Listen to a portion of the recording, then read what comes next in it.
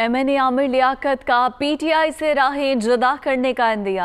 आमिर लियाकत ने ट्विटर पैगाम में वजीर आजम को ना घबराने का मशवरा दिया। वजीर आजम आपके चाहने वाले आपके बदतरीन रवैये के बावजूद आपके साथ हैं, ये ट्वीट किया गया आमिर लियाकत की जानिब से। उन्होंने मजीद कहा कि आसाब का खेल है, अल्लाह पाकिस्तान के लिए बेहतर करे।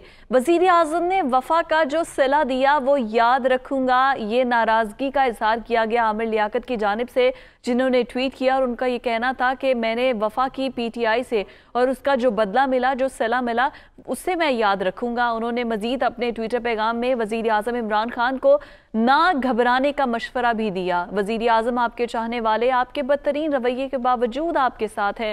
मोनस अहमद से मजीद बात करते हैं। मोनस, बताइएगा मजीद।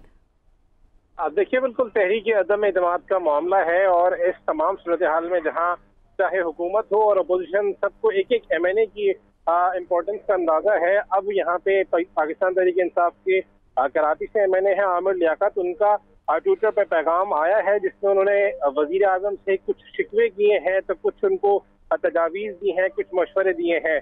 आमिर लियाकत ने पाकिस्तान तहरीक इंसाफ से मुस्तकबिल में राहें जुदा करने का इंदिया भी दिया है। अपने ट्विटर पैगाम में वजीर आजम को ना घबराने का मशवरा दिया है। उनका कहना था कि आपके बदतरीन रवैये के बावजूद जो आप चाहने वाले हैं वो आपके साथ हैं।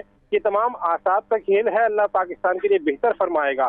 ताहम उन्होंने साथ साथ ये वाजे किया कि इसके बाद उनके PTI से रास्ते जुदा हैं। आमिर लियाकत का ये भी कहना था कि वजीर आजम ने जो वफा का सिला दिया वो साथ रखूंगा और साथ वो याद रखूंगा, और साथ उन्होंने ये मशवरा दिया है कि वजीर आजम हो सके तो इस्तग़फ़ार की इन दिनों में कसरत कीजिए। तो इस तरीके से आमिर लियाकत का जो ट्विटर पैगाम आया है, इसमें इन्होंने मुस्तकबिल में PTI से राहें जुदा करने का इंदिया दिया है। ठीक, बहुत शुक्रिया आपका मोनिस।